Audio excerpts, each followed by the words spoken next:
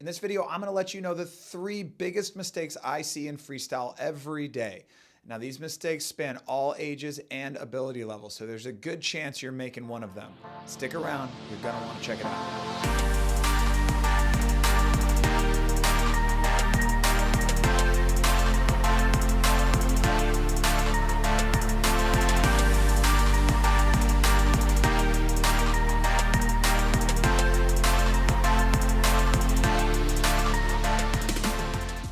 If you're new to the channel, I'm CoachMattZ. I'm the head coach at Davis Aquatic Masters out in California, and I also make YouTube videos for people looking to learn more and elevate their swimming. Today, I'm going to let you know the 3 biggest mistakes I see in freestyle every day, and I'm going to give you the tools and drills to help you fix them. Let's get into it. All right, starting things off with mistake number 1, probably the biggest mistake I see every day, and that is bad head position.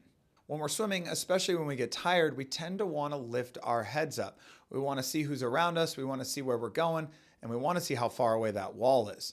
Problem is when you lift your head up, your hips are going to naturally sink, which is going to add drag and make it harder to swim. When your head is up, you're also putting your shoulders at greater risk for injury, so we want to try to avoid swimming with your head up.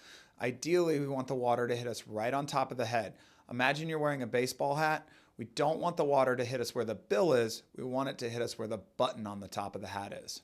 So let's talk about how you can figure out this head position. And the first thing I want you to do is just practice floating a little bit. So find a little bit of space in your lane. I want you to float on your front side. It's good to use a snorkel here. Just figure out what head position works the best to bring your hips and your heels up to the surface. What you're probably going to find is that when your head is down and your arms are extended out in front, you're at your most buoyant body position. So we're going to use that moving into our next drill, which is going to be a hand lead kick. So for a hand lead kick, what we're going to do is we're going to take this body position with your arms extended and your head down, and we're just going to add a little bit of kick to it. While you're doing a hand lead kick, I want you to focus on keeping your head in the right position so your hips and your feet are up at the surface of the water.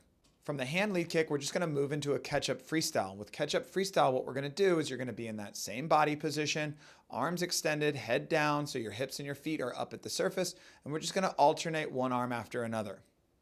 Ketchup is a really good drill to help you work on your body position and also your efficiency in freestyle.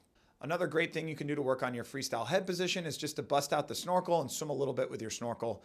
The snorkel is going to take the breath out of the equation and allow you just to focus on finding that correct head position.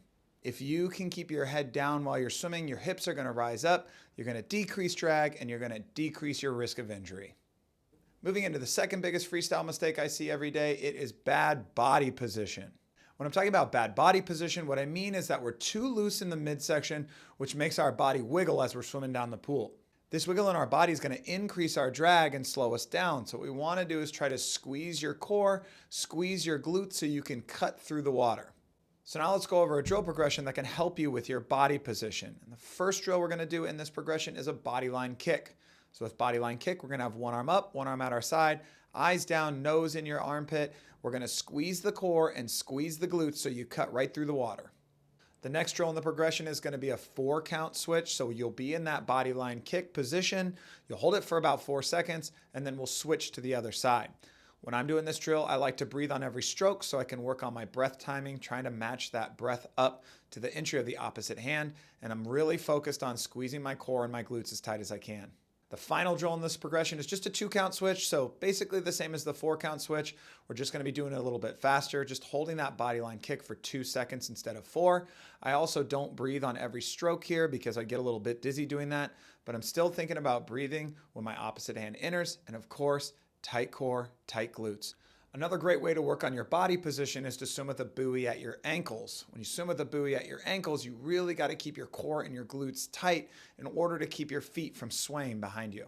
If you feel those feet swaying, it means you're too loose and you got to tighten up. Squeezing your core and your glutes is going to allow you to get into that nice rigid body position that's going to make you a faster and more efficient swimmer. Moving into freestyle mistake number 3, this one is breath timing. Now I find that a lot of issues in swimming come from breath timing, and in freestyle what I see is people are either breathing too late or too long. And the problem with this breath timing is your face is out of the water at the wrong time, which puts you at a greater chance for injury and also is going to make your pull less powerful.